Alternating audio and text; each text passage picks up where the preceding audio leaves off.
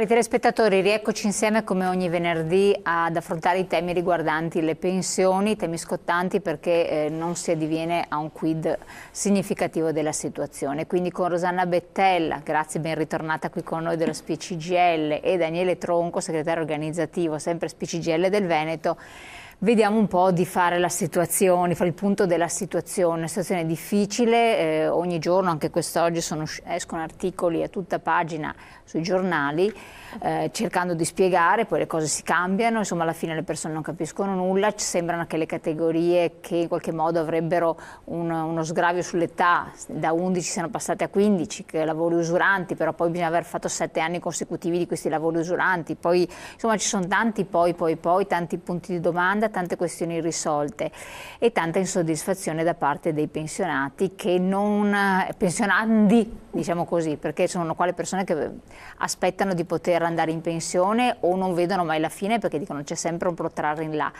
Il tutto naturalmente alle spalle di chi non è che guadagni poi così bene, qui stiamo parlando sempre di categorie che sono lì in bilico. Allora, chi di voi incomincia a raccontarci un po' il punto della situazione, anche a livello nazionale, se riusciamo a fare un po' un quadro complessivo allo stato attuale, perché poi cambia tutto di giorno in giorno, no?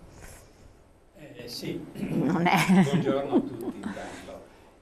Sì, siamo in una fase un po' delicata, cioè il confronto, come abbiamo visto, si è concluso senza una sottoscrizione di un verbale.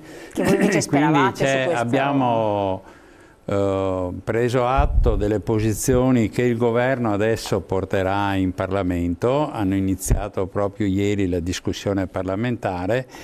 Diciamo che tra le 3 organizzazioni sindacali abbiamo espresso però un giudizio diversificato, mentre la CISL sostanzialmente ha espresso un giudizio positivo, la UIL esprime un giudizio negativo, ma ritenendo non ottenibile di più dal confronto, e la CGIL che ha espresso un giudizio sostanzialmente negativo perché non si è diciamo raggiunto non si sono raggiunti quegli obiettivi che noi pensavamo indispensabili in questa fase del confronto.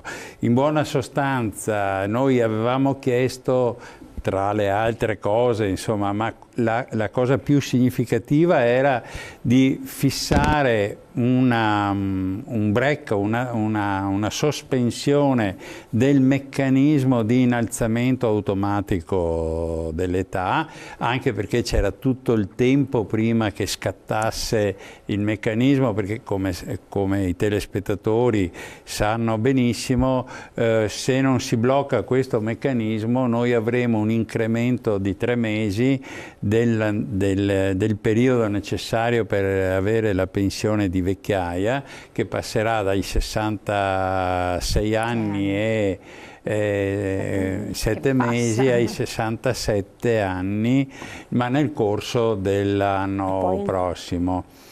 Quindi secondo noi c'era tutto il tempo per fare una valutazione di merito, perché noi riteniamo che sia profondamente ingiusto che ci sia un trattamento uguale per tutti a prescindere dall'attività lavorativa che ognuno svolge. Non si può mettere nello stesso piano il lavoratore che edile, che deve andare nelle impalcature e che ovviamente a 67 anni di età questa cosa è abbastanza difficile, con magari un impiegato che, per carità, sicuramente ha anche lui i suoi problemi, ma che non sono sicuramente nella stessa condizione.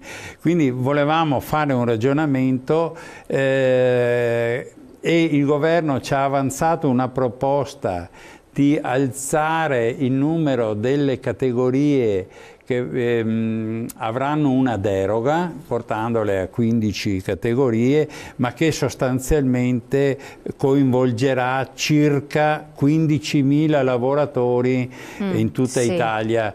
Esatto. 14.600 persone. Questo è stato detto nella commissione ieri, dove è stato presentato il progetto. Voi capite bene che con questi numeri noi non risolviamo il problema di molti lavoratori. Ecco, da notare che nel frattempo le imprese mettono in mobilità i lavoratori più anziani perché non sono più compatibili con l'attività lavorativa, e quindi ci troviamo in una condizione, per dirla proprio tutta, che di un'emergenza sociale infinita, perché di fatto si producono situazioni dove la gente è senza reddito e senza possibilità di andare in pensione.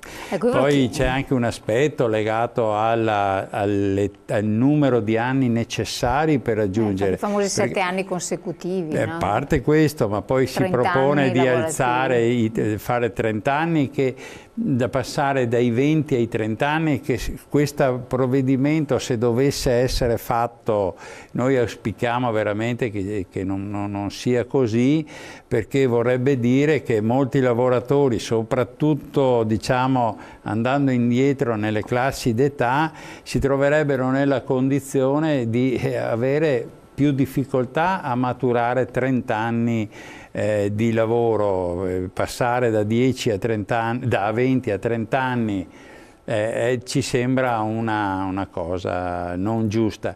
Quindi abbiamo proclamato una manifestazione, anzi 5 manifestazioni in tutta Italia, e il Nord confluirà a Torino il 2 dicembre per dire a vari soggetti che sono interessati, a questo punto il Parlamento, dove ci sarà la discussione, quali sono le nostre proposte per vedere di entrare nel merito e cercare di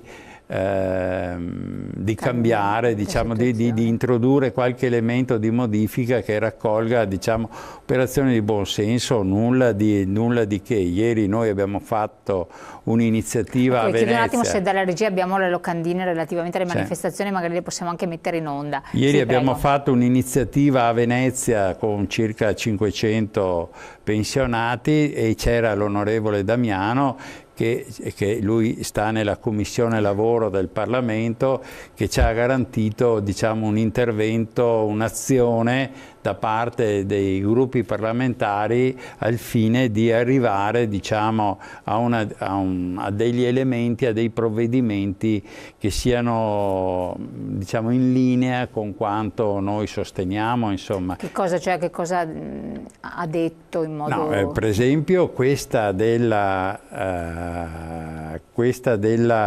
di trovare degli elementi per allargare la platea, per esempio dei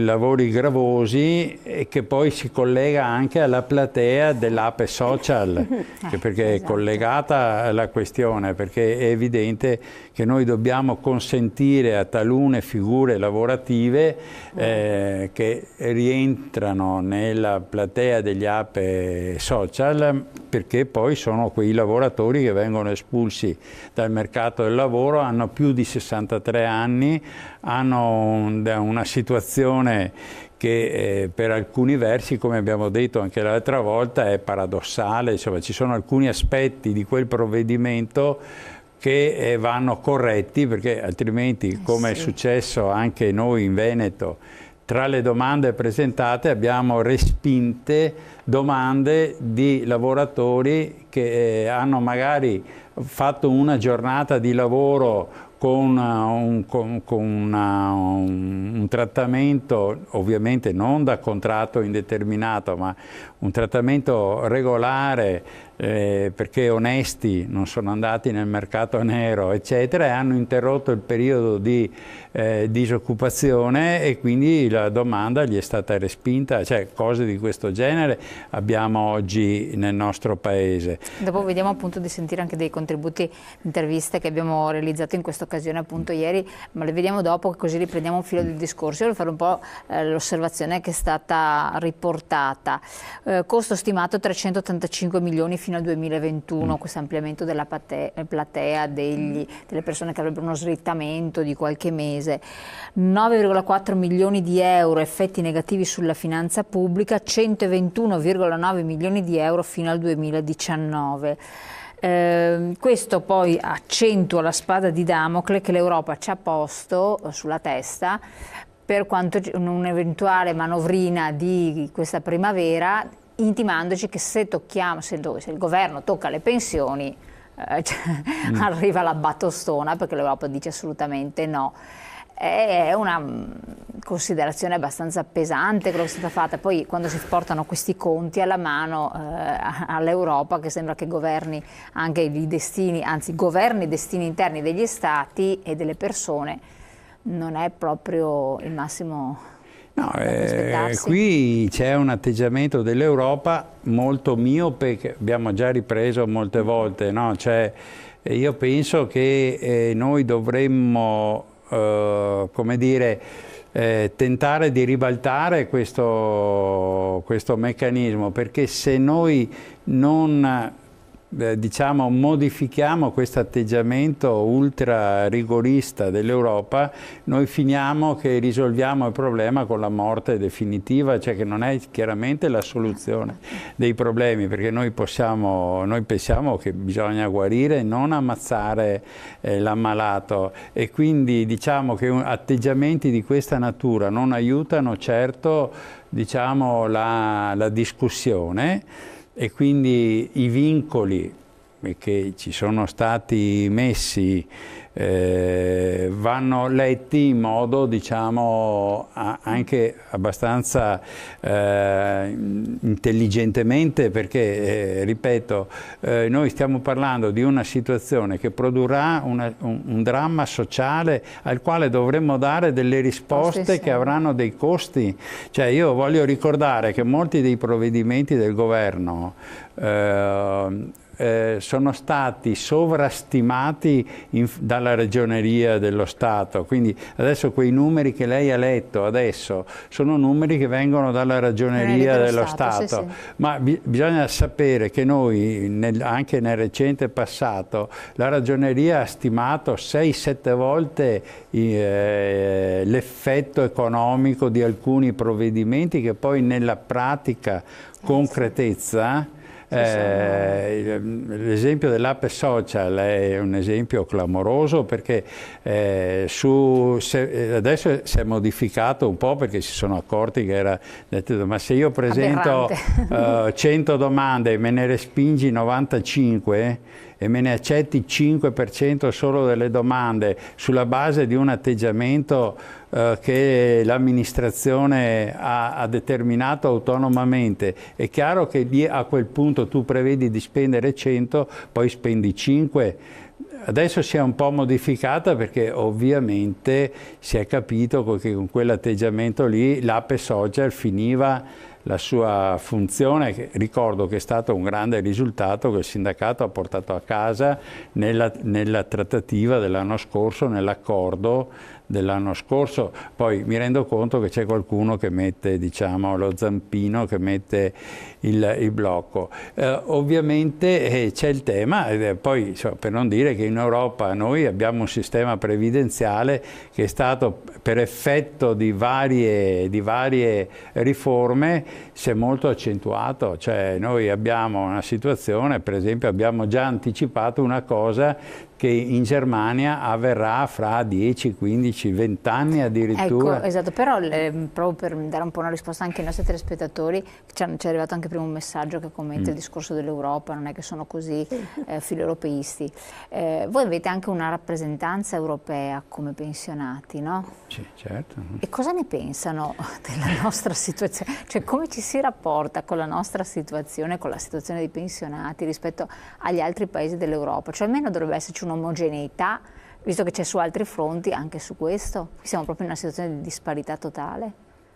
Beh, noi abbiamo, attraverso la FERPA, che è l'organizzazione dei pensionati europei, abbiamo fatto recentemente a Roma un convegno, l'assemblea di metà mandato di tutti i delegati dei sindacati europei dei pensionati, dove sono state avanzate delle proposte anche in relazione alla Carta dei diritti del pensionato in Europa, perché bisogna dire che in Europa la situazione dei pensionati è molto molto diversificata, esatto, molto e ci sono leggi e trattamenti anche per effetto dell'allargamento della comunità europea che vedono, diciamo, cioè basti pensare che ai nostri confini abbiamo tutta l'area dell'est Europa, dove abbiamo ancora trattamenti pensionistici del tutto insufficienti, ma però lì c'è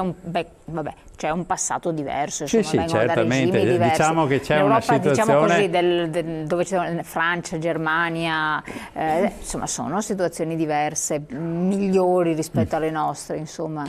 Sì, soprattutto sono migliori da un punto di vista fiscale. Questo è un tema per i pensionati molto importante. In Italia le pensioni sono quelle maggiormente tassate. Cioè siamo tassati di più dei lavoratori attivi sulla base dell'idea che noi non produciamo reddito, mentre il lavoratore attivo, faccio banalmente notare che tutta l'attività di welfare sociale che facciamo, perché i pensionati oggi di fatto in molte aree del paese sono il vero ammortizzatore sociale, perché curano i nipoti, curano i figli, curano situazioni familiari, e quello è produzione di reddito. Quindi è del tutto così fantasioso dire che ai pensionati vanno applicate delle aliquote fiscali ben più pesanti dei lavoratori attivi, che non esiste. Cioè, adesso basta dire che in Germania per le pensioni medie e medio-basse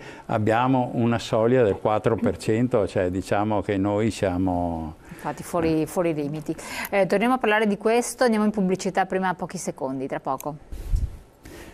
Il tema delle donne.